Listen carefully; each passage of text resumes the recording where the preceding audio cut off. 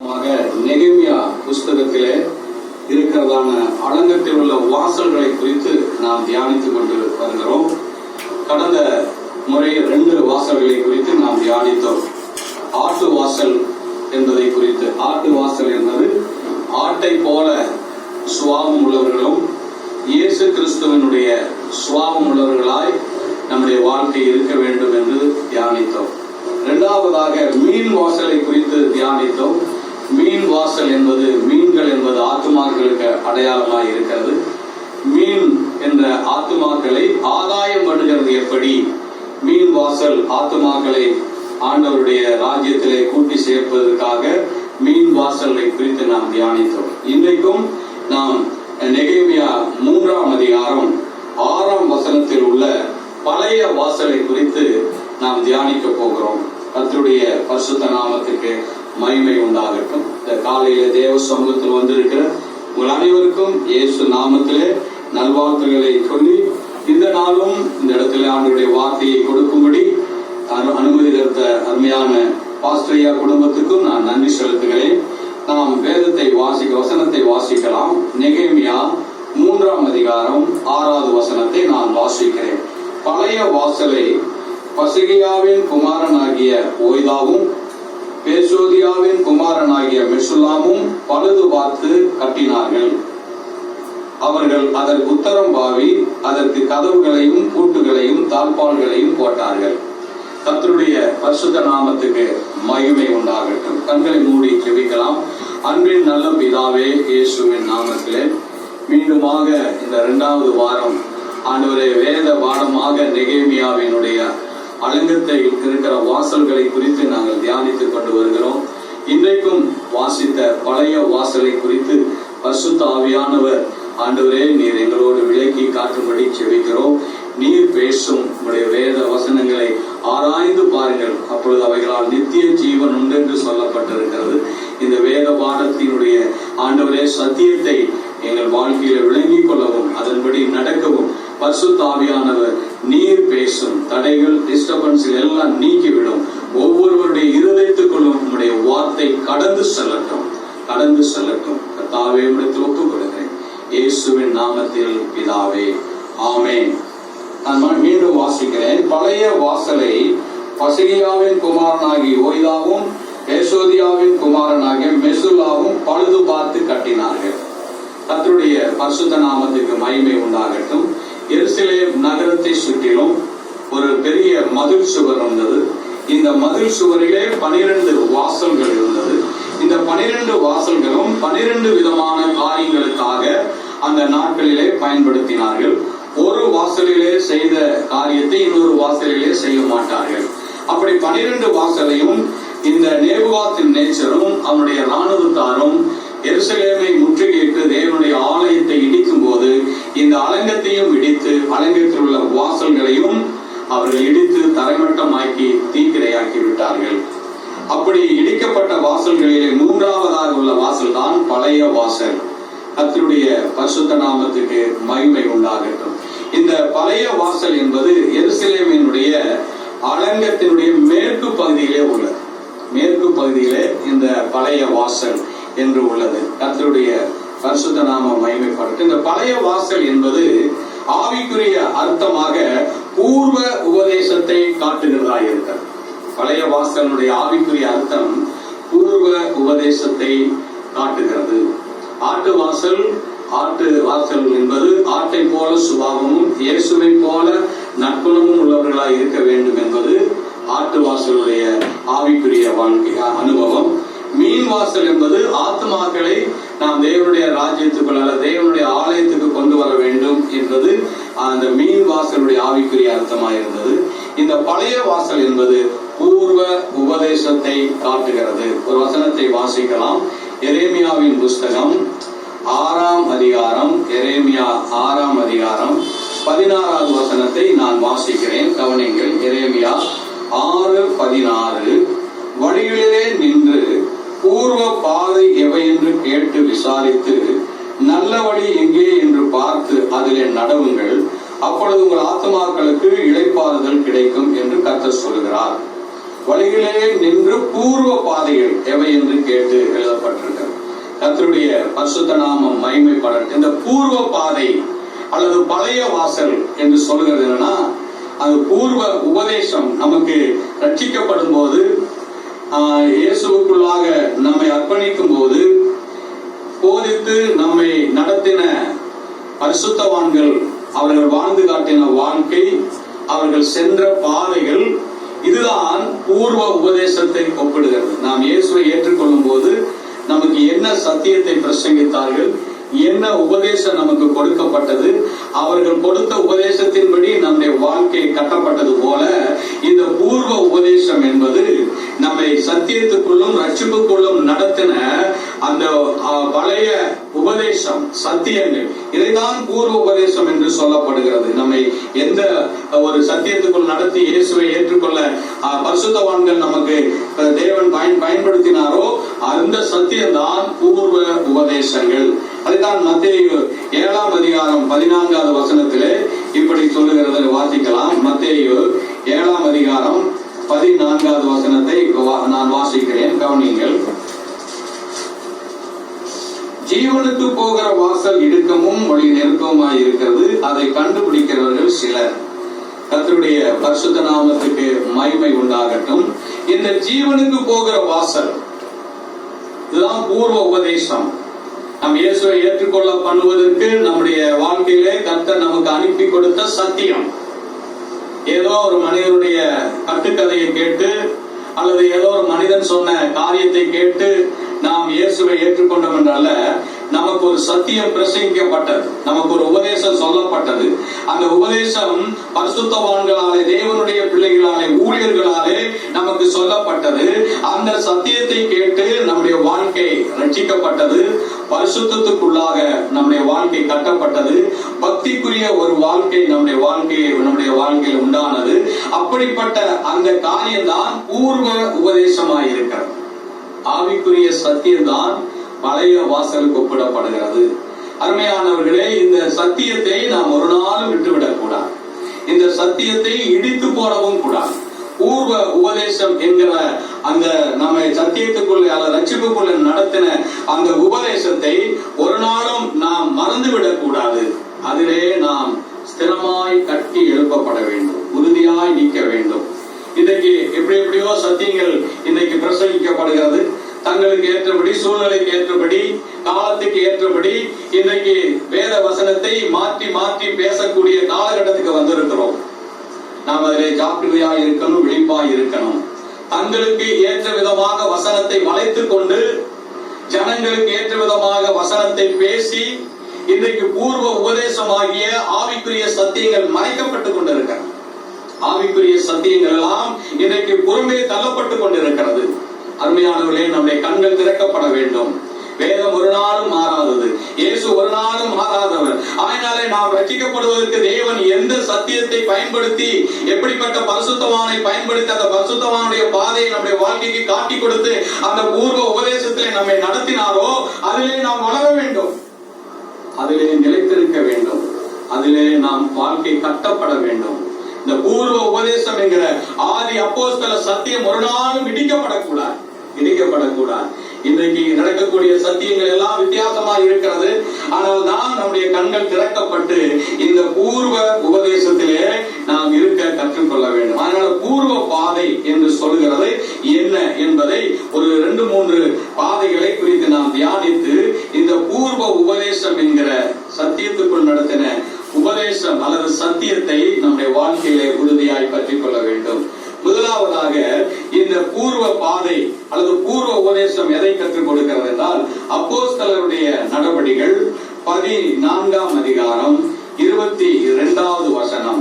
அப்போஸ்தலர் 14:22. சீசருடைய மனதை திடப்படுத்தி விசுவாசத்திலே நிலைத்திருக்கும்படி அவர்களுக்கு புத்தி சொல்லி, நாம் அநேக உபத்திரவங்களின் வழியாய் தேவனுடைய ராஜ்யத்தில் பிரவேசிக்க வேண்டும் என்று சொன்னார்கள். ஜீவ பாதை. பூர்வ உபதேசம் என்பது என்ன? ஜீவ வழி. ஜீவ வழியை நாம் கண்டுகொள்ள வேண்டும். அதுதான் மத்தேயு 7:14 நான் ஏற்கனவே வாசித்தேன். இடுக்கமான வாசல் வழியாய் பிரவேசிக்க பிரயாசப்படுங்கள் என்று சொல்றது.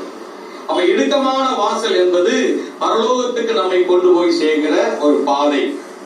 அது பூர்வ பாதை. அது நம்முடைய ஆவிக்குரிய வாழ்க்கையை கட்டி எடுப்பதற்குரிய ஒரு பாதை. அது நம்மை தேவனுடைய ராஜ்யத்திலேயே கொண்டு போய் சேர்க்கிறது. அதனால இடுக்கமான பாதை வழியாய் பிரவேசிப்பதற்கு பிரயாசப்படுங்கள், ஆயத்தப்படுங்கள். அது நம்முடைய வாழ்க்கைக்கு மேன்மையான காரியத்தை கொண்டு வரும். அதனாலதான் இங்க சொல்லப்பட்டிருக்கு, ஜீவ பாதை என்பது அநேக உபத்திரவத்தின் வழியாக தேவனுடைய ராஜ்யத்திலே பிரவேசிக்க வேண்டும். அப்ப பூர்வ உபதேசம் நமக்கு கற்றுக் கொடுக்கிற சத்தியம் என்ன? தேவனுடைய ராஜ்யத்தை சுதந்திரிக்கிற நம்மை நடக்க பண்ணுகிற பாதை. ஆவிக்குரிய ஜீவியத்திலே வேத வசனத்தோடு இணைத்து நம்மை தேவனுடைய ராஜ்யத்தை சுதந்திரிக்க பண்ணுகிற வாழ்க்கை.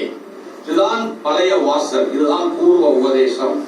இன்றைக்கு அப்படிப்பட்ட உபதேசங்களை நாம் கேட்க முடியவில்லை. இங்கு சொல்லுகிறது 2 தீமோத்தேயு 4ஆம் அதிகாரம், 2 தீமோத்தேயு 4ஆம் அதிகாரத்தில் ஒரு வசனம் இருக்கிறது. 3ஆம் வசனத்தையும் 4ஆம் வசனத்தையும் நான் வாசிக்கிறேன். 2 தீமோத்தேயு 4ஆம் அதிகாரம் 3ஆம் வசனம். ஏனென்றால் அவர்கள் ஆரோக்கியமான உபதேசத்தை பொறுக்க மனதில்லாமல் செவித்தின உள்ளவர்களாகி தங்கள் சுய இச்சைக்கேற்ற போதர்களை தங்களுக்கு திரளாய் சேர்த்துக் கொண்டது. அப்ப ஜீவ பாதை, இடுக்கமான பாதை, உபத்திரவத்தின் வழியாக தேவனுடைய ராஜ்யத்தை சுதந்திரித்துக் கொள்வதற்குரிய அந்த உபதேசம் எதை காட்டுகிறது? ஆரோக்கியமான உபதேசம், பக்தி விருத்தியை உருவாக்கக்கூடிய சத்தியம், பக்தி வைராக்கியத்தை உருவாக்கக்கூடிய வேத வசனங்கள், பரிசுத்த ஜீவியம் செய்ய பண்ணுகிற உபதேசம். இதுதான் இந்த பூர்வ உபதேசத்தை நமக்கு கற்றுக் கொடுக்கிறது. இந்த பூர்வ உபதேசம் அருமையானவர்களே நமக்கு நடத்துகிறது என்ன? ஆவிக்குரிய பக்தி வைராக்கியம், பரிசுத்த ஜீவியத்தை செய்ய பண்ணுகிறது. இதை இன்றைக்கு சிலர் விரும்புகிறது இல்லை, சிலர் இதை ஏற்றுக்கொள்கிறது இல்லை. அதனால என்ன நடக்கிறது? வேதம் சொல்லுகிறது, பொறுக்க மனதில்லாமல் செவித்தினர் உள்ளவர்களாகி தங்கள் சுய இச்சைக்கேற்ற போதர்களை தங்களுக்கு திரளாய் சேர்த்துக் கொண்டு, 4வது வசனம், சத்தியத்துக்கு செவியை விலக்கி கட்டுக்கதைகளுக்கு சாய்ந்து போகும் காலம் வருகிறது. கட்டுக்கதைக்கு சாய்ந்து போகிற காலம் வருகிறதாம். அப்போ ஜீவ பாதை என்பது, பூர்வ உபதேசம் என்பது, அருமையானவர்களே, நாம் ஆண்டவருடைய சித்தத்தின்படி வேத வசனத்தின்படி ஆவிக்குரிய ஜீவியம் செய்வதற்கு பதிலாக சுய இச்சைக்கு ஏற்ற அல்லது சுய விருப்பத்துக்கு ஏற்ற சத்தியங்களை நாம் தேடிக்கொண்டு சுகபோகமாக ஆடம்பரமாக உலக சிந்தையோடு மாமிச எண்ணத்தோடு பாவத்தை குறித்து கண்டித்து உணர்த்தாத தேவனுடைய சத்தியங்கள், தேவனுடைய சத்தியம் என்று சொல்லுகிற உபதேசங்கள் நம்முடைய ஆவிக்குரிய வாழ்க்கையை அழித்துவிடும். என்றைக்கு பரிசுத்தத்தை குறித்தும் பக்தியை குறித்தும் தேவனுடைய ராஜ்யத்தை குறித்தும் பிரசங்கிக்கப்படவில்லையோ அந்த சத்தியம் நம்முடைய ஆவிக்குரிய வாழ்க்கையை அழித்துவிடும். அதனாலதான் ரோமர் 16ஆம் அதிகாரம் 18ஆம் வசனம் சொல்கிறதை நாம் வாசிக்கும் போது விலகிக் கொள்ளலாம். ரோமர் 16ஆம் அதிகாரம் 18ஆம் வசனம் என்ன சொல்கிறது? என்ன சொல்லுகிறது? கர்த்தராகிய இயேசு கிறிஸ்துவுக்கு ஊழியம் செய்யாமல் தங்கள் வயிற்றுக்கு ஊழியம் செய்து நய வசனிப்பினாலும் இச்சக பேச்சினாலும் கபடில்லாருடைய இருதயங்களை வஞ்சிக்கிறவர்களாய் இருக்கிறார்கள். நான் இன்னும் கொஞ்சம் தெளிவாக விளக்கமாய் சொல்கிறேன். 17ஆம் வசனத்தை வாசித்து 18ஆம் வசனத்துக்குள்ள போலாம். அன்றியும் சகோதரரே, நீங்கள் கற்றுக்கொண்ட உபதேசத்துக்கும் விரோதமாய் பிரிவினைகளையும் இடர்களையும் உண்டாக்குறவர்களை குறித்து எச்சரிக்கையாய் இருந்து அவர்களை விட்டு விலக வேண்டும் என்று உங்களுக்கு புத்தி சொல்கிறேன். அப்ப நம்மை ரட்சிப்புக்குள்ளும் பரிசுத்தத்துக்குள்ளும் பக்திக்குள்ளும் நடத்தின உபதேசத்தை விட்டு இடரல் அடைய பண்ணுகிற உபதேசம், நம்முடைய ஆத்மாவிலே பரிசுத்தத்துக்கு மாறாக செயல்படுத்த தூண்டுகிற உபதேசம், இயேசுவை நேசித்து உலகத்தை வெறுத்து ஆடம்பரத்தை தள்ளிவிட்டு பரிசுத்தமாய் வாழ்கிற ஒரு வாழ்க்கை தான் இந்த பூர்வ உபதேசம். அதனால அங்கு பவுல் மிக தெளிவாய் சொல்ற, சகோதரரே, நீங்கள் கற்றுக்கொண்ட உபதேசம். நாம் ரட்சிக்கப்படும் போது என்னத்தை கற்றுக்கொண்டோம்? இயேசுவை ஏற்றுக்கொண்ட போது நமக்கு என்ன சத்தியம் பிரசங்கிக்கப்பட்டது? இதற்கு பிரிவினைகளையும் இடர்களையும் உண்டாக்குகிறவர்கள் இன்றைக்கு வித்தியாசமாய் மாறிவிட்டது. இன்றைக்கு சத்தியங்கள் எல்லாம் வித்தியாசமாய் இன்றைக்கு ஜனங்களுக்கு போதிக்கப்படுகிறது. கஷ்டம் கிடையாது, உபத்திரவம் கிடையாது, பாடு கிடையாது. சில சமயத்துல சிலர் சொல்லுறாங்க, நம்ம அதிகமா ஜெபிக்க கூட தேவையில்லை, ஜஸ்ட் ஆஸ்கிங், அவ்வளவுதான், நம்ம கமாண்ட் பண்ணி அதை பெற்றுக்கொள்ளலாம் என்று சொல்லக்கூடியவர்கள் பிரசங்கிக்க இருக்கிறார்கள். கர்த்தர் நமக்கு தான் எல்லாவற்றையும் படைத்தார், நாம தான் எல்லாவற்றையும் அனுபவிக்க வேண்டும் என்று நாம் எல்லாவற்றையும் செய்யலாம், தவறு இல்லை என்று பிரசங்கிக்கிறார்கள். அவள் என்ன சொல்கிறார்? எல்லாவற்றையும் அனுபவிக்க எனக்கு தகுதி உண்டு, ஆனால் கிறிஸ்துவுக்கு முன்பாக அது எனக்கு தகுதி அல்ல என்கிறார். இயேசுவுக்கு முன்பாக நான் அதை பார்க்கிற பொழுது அது எனக்கு தகுதி அல்ல என்று சொல்கிறார். ஆனா இன்றைக்கு அதை மறந்து விடுகிறார்கள். கொஞ்சம் கர்த்தர் பயன்படுத்தும் போது, கொஞ்சம் கர்த்தர் நம்மை ஆசீர்வதிக்கும் போது, கர்த்தர் கொஞ்சம் நம்மை மேன்மைப்படுத்தும் போது எல்லாவற்றையும் தள்ளிவிட்டு சுய இச்சைக்கு ஏற்ற போதனைகளை உருவாக்கி கொண்டு, வசனம் சொல்லுகிறது பாருங்கள், கபடில்லாத ஆத்துமாக்களை வஞ்சிக்கிறார்களாம், கபடில்லாத இருதயங்களை வஞ்சிக்கிறார்கள். இன்னைக்கு அப்படிப்பட்ட உபதேசத்துக்கு நாம் ஒரு நாளும் நம்முடைய ஆத்மாவை விட்டு விடக்கூடாது, ஆத்மா விட்டு போட விடக்கூடாது. நாம் நமக்கு தெளிந்த புத்தி வேண்டும். நம்முடைய வாழ்க்கையிலே இது தேவ ஆவியினாலே சொல்லப்படுகிற தேவனுடைய சத்தியம் தானா, இது மாம்சத்தில் மண்டை அறிவிலே பேசப்படுகிற சத்தியம் தானா என்று நாம் புரிந்து கொள்ளக்கூடிய அபிஷேகத்தை கர்த்தரிடத்திலே கேட்க வேண்டும். அதனால பூர்வ உபதேசத்துக்கு இடரல் உண்டாக்குற நயவசனிப்புள்ள சத்தியங்களை விட்டு விலகி ஜீவ பாதையா இருக்கிற தேவனுடைய ராஜ்யத்தை சுதந்திரிப்பதற்கு நம்மை ஆயத்தப்படுத்துகிற பரிசுத்தத்தோடும் பக்தியோடும் தேவனுக்கு முன்பாக உத்தம இருதயத்தோடும் வாழ பண்ணுகிற உபதேசத்திலே நாம் வளர வேண்டும், பெருக வேண்டும். நம்மை ஒரு நாளும் வஞ்சிப்பதற்கு விட்டுவிடக் கூடாது. இங்கே சொல்லப்பட்டிருக்க 1 கொரிந்தியர் 2ஆம் அதிகாரம், 1 கொரிந்தியர்ல 2ஆம் அதிகாரம் 5ஆம் வசனம் சொல்கிறது பாருங்க. பவுல் சொல்லுகிறார், என் பேச்சும் என் பிரசங்கமும் மனுஷ ஞானத்துக்குரிய நயவசனம் உள்ளதா இராமல். அப்ப பிரசங்கம் இப்படி எல்லாம் இருக்கும், விசுவாசிகள் நமக்கு தெரிஞ்சிருக்கணும். பிரசங்கம் எப்படிப்பட்ட பிரசங்கள் எல்லாம் இருக்கும்னு வேதத்தில் எழுதியிருக்க பாருங்க. இங்க என்ன எழுதியிருக்கிறது? என் பேச்சும் என் பிரசங்கமும் மனுஷ ஞானத்துக்குரிய நயவசனம். அப்ப மனுஷ ஞானத்திலும் பிரசங்கம் பண்ணுவார்கள், படிப்பு அறிவிலும் பிரசங்கம் பண்ணுவார்கள். அப்படிப்பட்ட நயவசனம் உள்ளதாக இல்ல, தந்திரமாய் பேசுவது, சூழ்ச்சியாய் பேசுவது, ஜனங்களை கவர்ந்து இழுத்து சந்தோஷப்படுத்தி கைதட்டி விசில் அடிக்க வைத்து அவர்களை கொண்டாட பண்ணுகிற நயவசனமான பிரசங்கங்கள் இருக்கிறது. இது எப்படி சொல்ற? ஞானத்துக்குரியது என்று சொல்கிறார்கள். இது கர்த்தர் எனக்கு வெளிப்படுத்தினது என்று சொல்லி இப்படிப்பட்ட நயவசனத்தை செய்கிறார்கள். ஆனால் பவுல் என்ன சொல்கிறார்? அவருடைய பிரசங்கம் எப்படி இருக்கணுமா? வேதம் சொல்கிறதா இராமல் ஆவியினாலும் பலத்தினாலும் உறுதிப்படுத்தப்பட்டதா இருந்தது. அவருடைய வாஞ்சியை பாருங்க. நான் மாம்சத்தில் போய் பேசக்கூடாது, நான் படித்திருந்தாலும் நியாயப்பிரமாணத்தை கற்று தெரிந்திருந்தாலும் அறிவிலே நான் பேசக்கூடாது. நான் பேசுகிற பிரசங்கம், நான் பேசுகிற சத்தியம் எப்படிப்பட்டதா இருக்கணும்? ஆவியினால் பலப்படுத்தப்படணும், அது உறுதிப்படுத்தப்படணும். தேவனுடைய அபிஷேகத்தினாலே, தேவனுடைய வார்த்தைகள் தேவ ஆவியினாலே ஜனங்களுக்கு போய் சேர வேண்டும் என்ற அந்த தாகத்தோடு பாரத்தோடு பிரசங்கிக்கிற பிரசங்கம் தான் பூர்வ உபதேசம். பரிசுத்தத்துக்குள் நடத்துகிற சத்தியம் தான் பூர்வ உபதேசம். இப்படிப்பட்ட உபதேசத்தை நாம் ஒரு நாளும் விட்டுவிடவே கூடாது. நாம் கற்று நிச்சயித்துக் கொண்டதிலே நிலைத்திருக்க வேண்டும். ஆவிக்குரிய வாழ்க்கையிலே சில மாம்சத்துக்குரிய காரியங்கள் எல்லாம் உண்டு. சுய இச்சைக்கேற்ற பிரசங்கம், துருபதேசத்துக்குரிய பிரசங்கங்கள் இருக்கிறது, நூதன உபதேசங்கள் இருக்கிறது, ஒளியின் தூதனுடைய வேஷத்தை தரித்துக் கொண்டு பிரசங்கிக்கிற பிரசங்கங்கள் இருக்கிறது. நாம் அவைகளுக்கெல்லாம் விலகி இருக்க வேண்டும். ஜான் பனியன் என்று சொல்லுகிற ஒரு அருமையான தேவ மனிதன் மோட்ச பிரயாணம் என்ற ஒரு புஸ்தகத்தை எழுதினார். அநேகர் நீங்கள் படித்திருக்கலாம். அந்த மோட்ச பிரயாணம் என்கிற புஸ்தகத்திலே அவர் இயேசுவை ஏற்றுக்கொண்டு அவர் ஆண்டவருடைய வழிகளிலே நடந்து கொண்டு போய் கொண்டிருக்கிறார். அப்படி அவர் நன்றாக ரட்சிக்கப்பட்டு அபிஷேகம் பெற்று ஆண்டவருடைய வழியிலே போய் கொண்டிருக்கிற பொழுது திடீரென்று 2 பாதை பிரிகிறதா. 2 பாதை இருக்கிறது. எதிலே போகிறது என்று அவருக்கு தெரியவில்லை. இடது பக்கமாய் ஒரு பாதை போகிறது, வலது பக்கமாய் ஒரு பாதை போகிறது.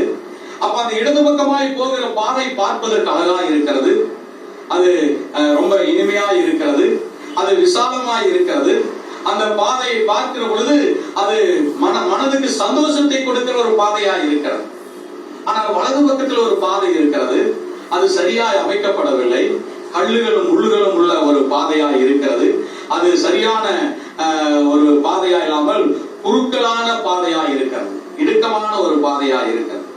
அதனாலே அவர் இந்த ஜான் பனியன் சொல்லுகிறார், இந்த விசாலமான பாதை நன்றாக இருக்கிறது, அழகாக இருக்கிறது, அருமையாக இருக்கிறது, அதனாலே நடப்பதற்கு இன்பமாய் இருக்கிறது என்று அந்த விசாலமான பாதையிலே போய் போய் கடைசியாக போய் எங்க போன ராட்சதரினுடைய பட்டணத்துக்குள்ளே போய் சிக்கிக் கொண்டானாம். அப்பொழுது உணர்கிறான், நான் ஆண்டவரே, நான் தவறான வழியிலே வந்து விட்டேன், என்னை மன்னியும் என்று சொல்லி அந்த பாதையை விட்டு எங்கே பாதை திரும்பினானோ அந்த இடத்துக்கு வந்து இந்த கல்லும் முள்ளும் கரடுமான நெருக்கமான பூர்வ உபதேசம் என்கிற சத்தியத்துக்குள்ளே தன்னை அர்ப்பணித்துக் கொண்டதினாலே அவன் போக வேண்டிய மகிமையான ராஜ்யத்துக்கு அவன் போய் சேர்ந்தான் என்று எழுதப்பட்டது. அருமையான கர்த்தருடைய பிள்ளைகளே, மத்தேயு சுவிசேஷம் 10ஆம் அதிகாரத்திலே 38ஆம் வசனத்திலே ஒரு வார்த்தையை நாம் வாசிக்கலாம். மத்தேயு 10ஆம் அதிகாரம் 38வது வசனத்தை நான் வாசிக்கிறேன், கவனியுங்கள். தன் சிலுவையை எடுத்துக்கொண்டு என்னை பின்பற்றாதவன் எனக்கு பாத்திரன் அல்ல. அப்ப பூர்வ உபதேசம் என்பது என்ன? தேவனுடைய ராஜ்யத்துக்கு நம்மை நடத்துகிற பாதை எது? உபதேசம் என்ன? இயேசு கிறிஸ்துனுடைய சிலுவை உபதேசம். இயேசு கிறிஸ்துனுடைய சிலுவை உபதேசம் என்பது என்ன? பாடுகள் நிறைந்த, துக்கம் நிறைந்த, உபத்திரவம் நிறைந்த, நிந்தை பரியாசம் நிறைந்த, நம்முடைய மனமும் மாம்சத்தும் விரும்புகிற காரியம் அல்ல. அதை விட்டு கர்த்தருடைய அவருடைய சிலுவையின் பாதையை நாம் பற்றி கொண்டு இருப்போமானால் அது முடிவிலே மகிமையாய் இருக்கும். தேவன் நம்மை உபத்திரவப்படுத்துகிறார் அல்ல, தேவன் நம்மை வேறுபடுத்தி கஷ்டப்படுத்துகிறதுக்காக அவர் நடத்துகிறது அல்ல. கொஞ்ச காலம் அப்படிப்பட்ட பாதையை நடத்துவார்.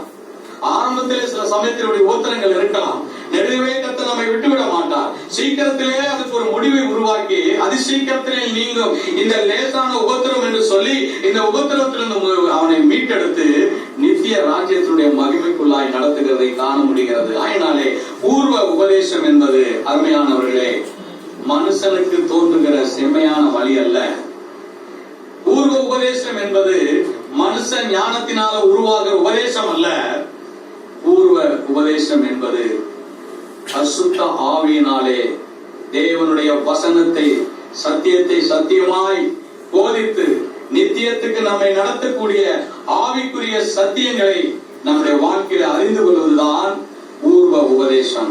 நீதிமொழிகளின் புஸ்தகம் வேதம் சொல்கிறது 2ஆம் அதிகாரம், நீதிமொழிகளின் புஸ்தகம் 2ஆம் அதிகாரத்தில் 20வது வசனத்தை நான் வாசிக்கிறேன், கவனியுங்கள். ஆதலால் நீ நல்லவர்களின் வழியிலே நடந்து நீதிமானின் பாதையை காத்துக் கொள்வாயாக. அப்போ ஒவ்வொரு விசுவாசியும் நடக்க வேண்டிய ஆவிக்குரிய சத்தியத்தின் பாதை என்ன? உங்களை ரட்சிப்புக்குள் நடத்தின உங்கள் ஊழியக்காரர், உங்களை ரட்சிப்புக்குள் நடத்தின பரிசுத்தவான், உங்களை தேவனுடைய ராஜ்யத்துக்கு ஆயத்தப்படுத்திக் கொண்டிருக்கிற சத்தியத்தை பேசுகிற சத்தியவான்களுடைய நல்லவர்களின் வழியிலே நடந்து நீதிமானின் பாதையை நீங்கள் காத்துக் கொள்ள வேண்டும். இன்றைக்கு உலகத்திலே என்னென்னமோ வழிகளை உருவாக்கி இன்றைக்கு ஜனங்கள் ஏமாற்றப்பட்டுக் கொண்டிருக்கிறார்கள். நீதிமொழிகள் 14ஆம் அதிகாரம் 8ஆம் வசனம் சொல்கிறது, தன் வழியை சிந்தித்துக் கொள்வது விவேகி ஞானம், மூடருடைய வஞ்சனையோ மூடத்தனம். நம்முடைய வழியை நாம் சிந்திக்க வேண்டும். நம்முடைய ஆவிக்குரிய ஜீவியத்தை நாம் சிந்திக்க வேண்டும். நம்முடைய ஆவிக்குரிய ஜீவியத்தை பூர்வ உபதேசத்திலே கட்டப்பட்டு இருக்கிறோமா? நம்முடைய ஆவிக்குரிய ஜீவியம் இன்றைக்கு பழைய வாசல் என்று சொல்லுகிற சத்தியத்துக்குள் நடத்தப்பட்ட உபதேசத்தில் வாழ்ந்து கொண்டு இருக்கிறோமா? தன் வழியை சிந்திக்க வேண்டும் என்று சொல்லப்பட்டிருக்கிறது. 15வது வசனம், பேதையானவன் எந்த வார்த்தையை நம்புவான், விவேகியோ தன் நடையின் மேல் கவனமாய் இருப்பான். நாம் ஆவிக்குரிய பேதைகளாக அல்ல, ஆண்டவரே, நாம் தேவனுடைய விவேகிகளாக இருந்து நம்முடைய வாழ்க்கையின் மீது கவனமாய் இருக்க வேண்டும். ஆவிக்குரிய வாழ்க்கையின் மீது கவனமாய் இருக்க வேண்டும். 15ஆம் அதிகாரம் 24வது வசனம் நீதிமொழிகளை சொல்லுகிறது, கீழான பாதாளத்தை விட்டு விலகும்படி விவேகி ஜீவ வழியானது உன்னதத்தை நோக்கும் வழியாம். அப்ப நாம் போக வேண்டிய ஒரு வழி உண்டு, அது உன்னதத்தை நோக்கும் வழியாய் இருக்கிறது. அன்பானவர்களே, ஆவிக்குரிய வாழ்க்கையில சந்தேகங்களோ குழப்பங்களோ வருமானால் நாம் நிதானித்து செயல்பட வேண்டும், யோசித்து செயல்பட வேண்டும். ஏனென்றால் ஆண்டவர் நம்மை பூர்வ சத்தியத்துக்குள் நடத்தி கொண்டிருக்கிறார். ஏசாயா 30ஆம் அதிகாரம் 21வது வசனம் இப்படி சொல்லுகிறது. ஏசாயா 30:21 சொல்கிறதை நான் வாசிக்கிறேன். நீங்கள் வலதுபுறமாய் சாயும் போதும் இடதுபுறமாய் சாயும் போதும் வழி இதுவே, இதிலே நடவுங்கள் என்று உங்களுக்கு பின்னாலே சொல்லும் வார்த்தையை உங்கள் காதுகள் கேட்கும். அப்போ நாம் பூர்வ சத்தியத்திலே நடப்போமானால் தேவ ஆவியானவர் நம்மை நடத்துவார். நாம் வழி சாயும் போது வழி இதுவே, இதில் நடங்கள் என்று சொல்லி உங்களை நடத்துவதற்கு ஆவியானவர் இருக்கிறார். அதனால்தான் பூர்வ உபதேசம் என்பது ஜீவ பாதைகளே செல்வது, நித்திய ராஜ்யத்துக்குரிய பாதை செல்கிறது. மனசும் மாம்சமும் விரும்பின ஆடம்பரமான துருபதேசத்தின்படி நாம் ஒரு நாளும் போகவே கூடாது. சத்தியத்துக்கு கீழ்ப்படிந்து நித்தியத்துக்கு நம்மை அர்ப்பணித்துக் கொள்வோமானால் அருமையானவர்களே, அது நம்முடைய பூர்வ பாதையை கட்டுவதற்கு ஏதுவாகும்.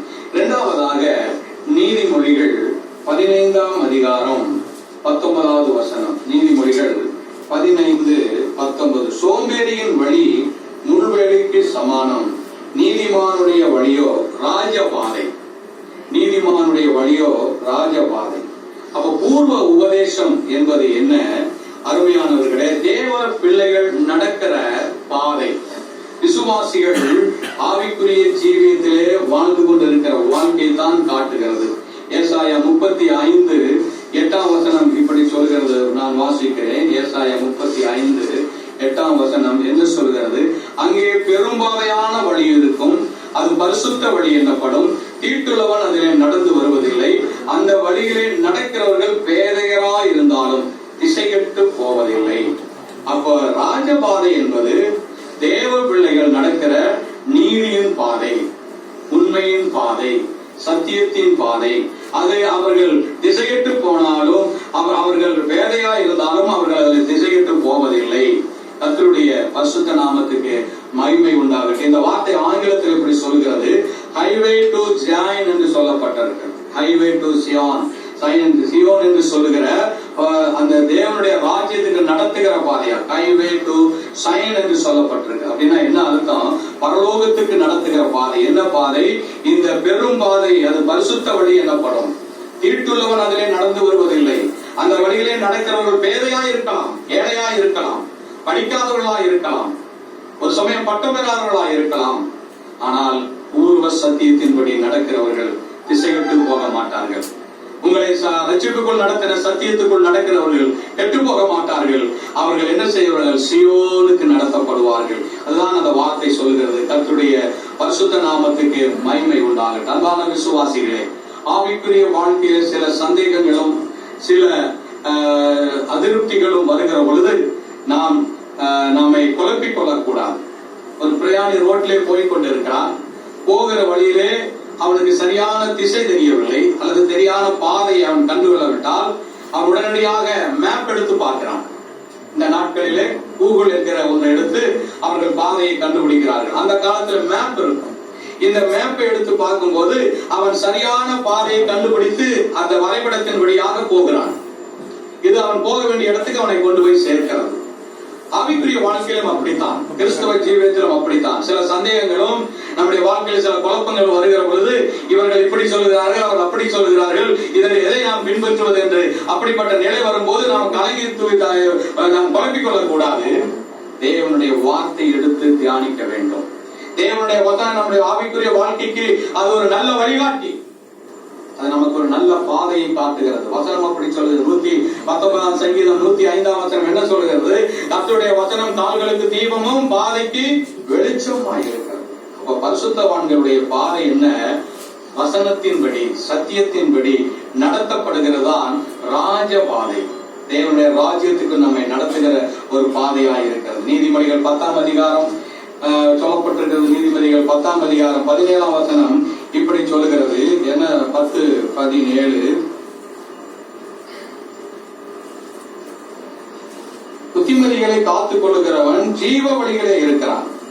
அப்போ இங்க சொல்லப்பட்டிருக்கிற ராஜபாதை என்பது என்ன? ஆண்டவருடைய வசனத்தை கேட்டு, சத்தியத்தை கேட்டு, உபதேசத்தை கேட்டு அதை காத்துக் கொள்ளுகிற விசுவாசிகள் அவர்களுடைய பாதை எப்படிப்பட்ட பாதையா இருக்க? ஜீவ வழியாய் இருக்கிறது. 4ஆம் அதிகாரம் நீதிமொழிகள் 18ஆம் வசனம் இப்படி சொல்லுகிறது. நீதிமானுடைய பாதை நடுப்பகல் வரைக்கும் அதிகமாய் பிரகாசிக்கிற சூரிய பிரகாசம் போல இருக்கும். பூர்வ உபதேசம் என்பது, பழைய வாசல் என்பது நீதிமான் நடக்கிற பாதை. இது என்ன செய்ய? நாளாக நாளாக அவர்களுடைய பாதை நடுப்பகல் பிரகாசத்தை போல் அதிகமாய் பிரகாசிக்கலாம். ஒரு வளருகிற பூர்வ சத்தியத்தில் இருக்கிற ஒரு விசுவாசியினுடைய வாழ்க்கை நாளாக நாளாக நாளாக பிரகாசிக்கிற ஒரு வாழ்க்கை, ஆவிக்குரிய சத்தியத்தில் வளர்ந்து பெருகிற வாழ்க்கை, தேவனுடைய வசனத்தை தன் வாழ்க்கையில பிடித்துக் கொண்டு ஆண்டவருடைய நாமத்தை மகிமைப்படுத்துகிற ஒரு பரிசுத்த ஜீவியம். இதுதான் நீதிமானுடைய வாழ்க்கை. நடுப்பகல் அதிக பிரகாசிக்கிற பிரகாசத்தை போல இருக்கும் என்று சொல்லப்பட்டிருக்கு. ஏசாயா 48:17 சொல்கிறது, பிரயோஜனமான வழியிலே நடத்துகிற ஒரு தேவனாகிய கர்த்தர் நான் என்று சொல்லப்பட்டிருக்கிறது. அதே மாதிரி எபிரேயர் 13:7 சொல்கிறது, நம்மை நடத்தினவர்களை பின்பற்றி என்று எழுதப்பட்டிருக்கிறது. பூர்வ உபதேசம், பூர்வ சத்தியம் என்பது அருமையான அது ஒரு ராஜ பாதை, தேவ பிள்ளைகள் நடக்கிற நீதிமான்களின் பாதை. அது எங்கே கொண்டு போகும்? சீயோனுக்கு கொண்டு போய் நம்மை சேர்க்கும். நாம் ஒரு நாளும் நம்முடைய பூர்வ உபதேசத்தை விட்டுவிட்டு மனுஷீக காரியத்துக்கு நாம் ஒரு நாளும் நம்மை விட்டுவிடக் கூடாது. அதனால ராஜ பாதை என்று சொல்கிற பூர்வ உபதேசத்தின்படி நாம் கட்டப்பட வேண்டும். கர்த்தருடைய பரிசுத்த நாமத்துக்கு மகிமை உண்டாகட்டும். இந்த பழைய வாசலை கட்டினவனுடைய பெயர் வேதம் சொல்லுகிறது, இங்க ஓய்தா என்று சொல்லப்படுகிறது. 3ஆம் அதிகாரம் 6வது வசனம். நெகேமியா. இதை யார் கட்டினார்கள்? நெகேமியாவோடு சேர்ந்து ஓய்தா என்று சொல்லுகிற